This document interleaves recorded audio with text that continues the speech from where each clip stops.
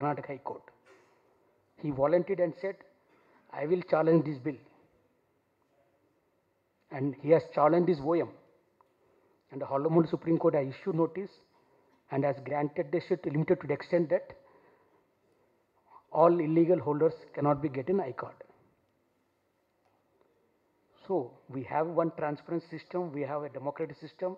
If the democratic system doesn't work in the parliament, we have a judiciary with us. And the judiciary is up to the time and has taken the call.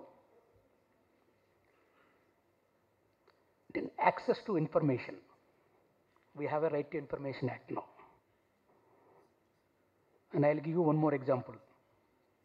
What are the benefits of access to information? Since Manojji has introduced me that I come from Andhra Pradesh, I'll give you my state example. In Andhra Pradesh, about 8 years back, backward class students, scheduled caste students, scheduled tribe students, they were not getting their basic mess scholarship. And all the students were on the roads, student organizations are fighting for their scholarships. But the then government of Andhra Pradesh, now it is divided, has launched a scheme to go to Jerusalem and funded the money there.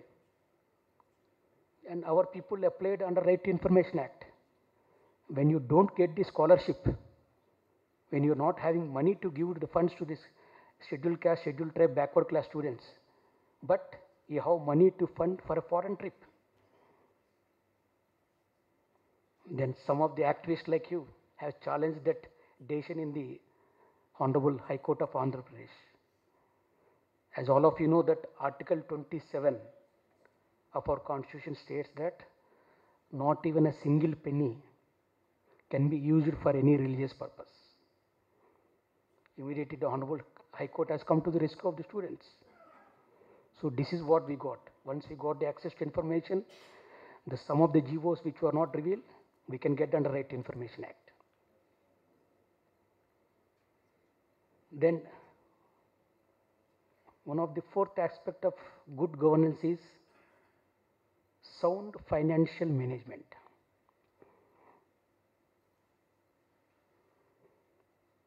When you see the budget outlay for the legal system, how much percent it is? 0.4%. And when Honorable Supreme Court has requested about 176 crores, government has granted 145 crores. So if you don't have a sound financial system, the legal system can't work. Today, we are having about 3.1 crore cases pending across the country. In the Supreme Court, as per the latest website address as on November 1st, it is around 65,000 cases. In High Court, it is around 46 lakhs. In the trial courts, it is around 2.23 crores. So these are the pendency of the cases. In order to tackle this pendency, we need to have more judges. We need to have more courts. We need to have more infrastructure. Then only this problem can be curbed. And we need to use the existing infrastructure, like the factories work for 3 shifts. In the same way, we also should be ready to work in the morning courts and evening courts. The courts, in the evening courts can be have a lighter summary cases, petty cases. That we should be ready. And we should not, when the government tries to bring the evening courts, as a lawyer or as a prospective lawyer, I request you that not to oppose that system. Let us try to tackle this pendency of the cases. Then we need to have one more vital thing, reporting and evaluation mechanism. when I gave the statistics that these are the pendency in the courts. Now I think now the government has started the national grid management.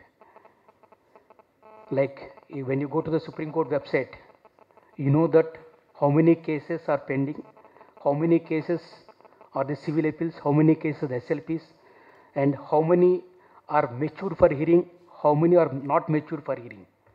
This data is available every month because all the sections report to the registrar that these are the cases which are pending, these are the cases which are disposed of. In the same way, the same system has to be developed in the high courts as well as in the trial courts.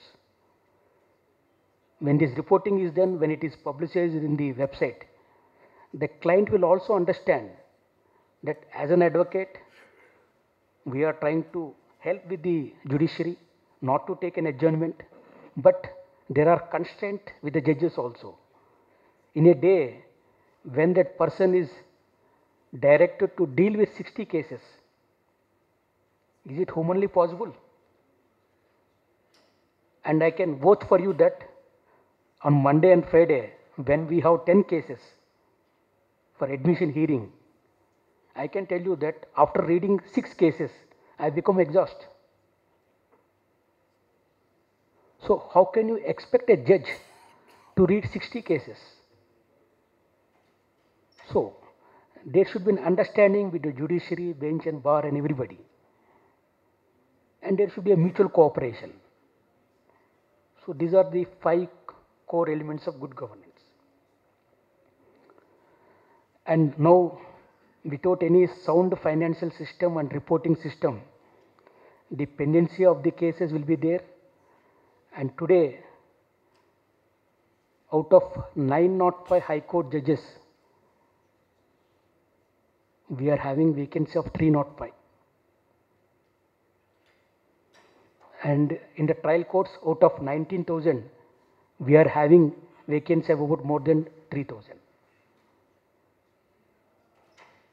In Europe, the ratio of the judges is that 150 per million. In US, it is 100 per million. In our country, we are having 10 to 15 per million. So this has to be reduced. This can be reduced. The young advocates like you from the national law schools, some of you can go to the corporate offices, but some of you should come to the litigation side also.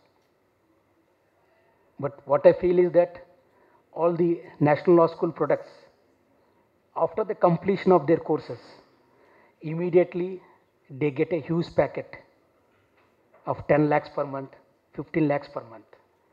But when you come to the litigation side, I know that you will not be paid a penny by many of the seniors, and some of the seniors might be paying you the transport expenses, and some of the seniors might be paying you the mess expenses. But in spite of that, I request the youngsters to come to the litigation side apart from the corporate side also. And finally, apart from these core concepts of good governance, in order to have an effective legal system, our tribe should act as a watchdog, should act as a pressure group. And for that, I have given you the 5 examples, how and what, how it can be done. But I gave you the examples of the High Court and Supreme Court. But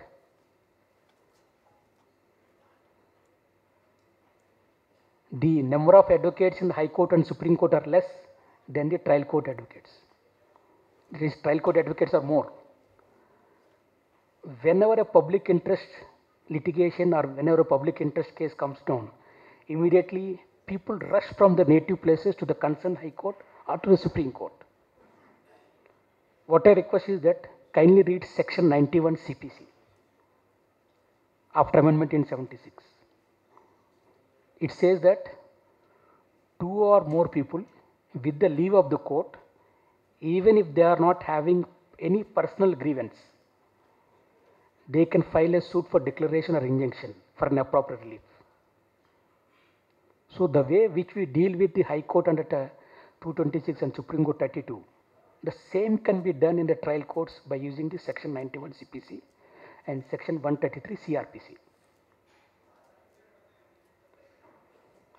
So with these few words, I thank the organizers for giving me this opportunity. Thank you.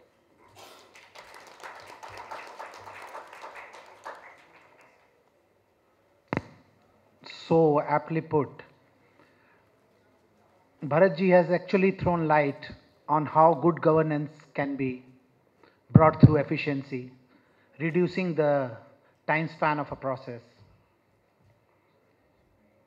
And this is what is lean management. You reduce the wastage in a process. You reduce the waste times, the unproductive things in between, and you achieve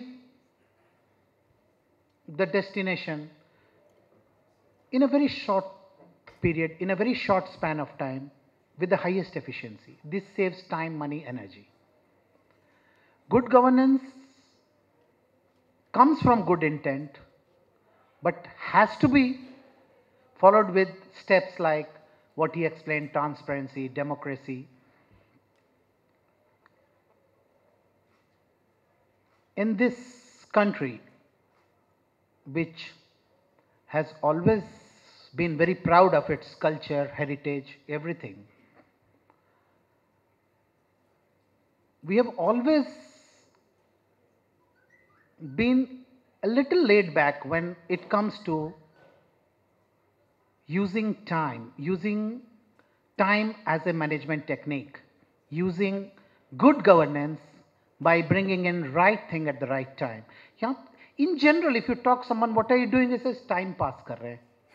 It's the other way around. You have got a limited time. Time tumko pass kar raha hai. That's the attitude has been. It has been a laid back attitude all through, and which has resulted in governance also. I'll give an example. I was working on few projects like Jago Grahak Jago. This was brought by, I was working in FICCI as a director at that time.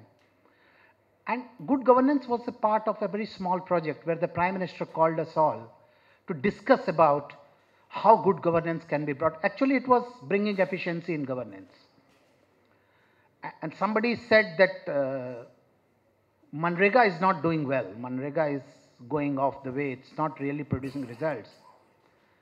And nobody had come prepared. So when they asked, we were in a little awkward position, but then we jotted down something and we tried to explain. So when my turn came, I said, why not we change this Manrega scheme into a specific result-oriented scheme? When we pay money to a particular individual, we tell him that you have to plant 5 trees. If you are in Bihar, plant mangoes. If you are in Maharashtra, plant pomegranates, grapes.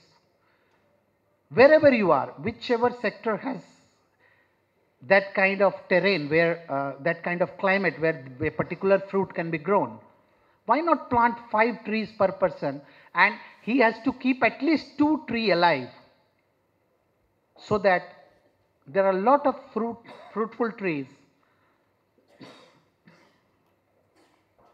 on barren lands,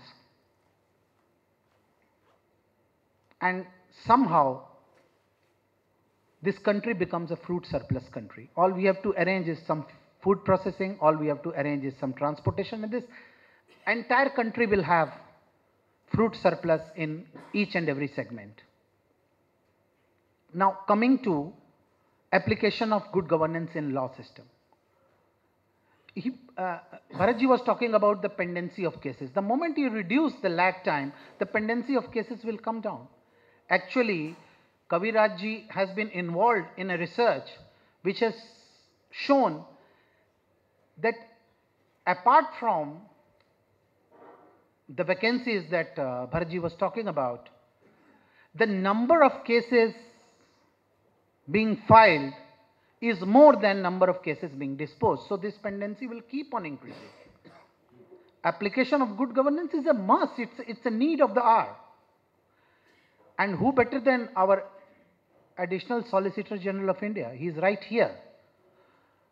I would prefer that if he throws some light on how we can apply this good governance to at least reduce the pendency of cases in India.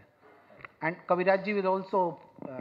Sorry, I would like to say one word. Manojji just pointed out about our research. What research we are doing is, and we invite a contribution from all of you, that the performance of the judges is not the only number. We have just talking about the number. See the ratio of the judges and across the world and in India. Yes, definitely it's a low. But what we have found during our research, why there is a so pendency. One aspect pointed out to me by Dr. Subhas Kasabji, that they write a judgment of 50 pages, 70 pages. What's the point? We pass a judgment, it is overruled by within a month's time. We are, so we conducted research to find out the judgment passed by the judges every month, average judgment passed by the month, over the year time. So we took a first step of a Delhi High Court. We found that as low as 4 judgments are passed per month by a sitting judge in a High Court of Delhi. If you see, it cannot be compared at all to the filing pendency. If you see why it is so. So pendency can never be effectively removed. We talk a lot about the corruption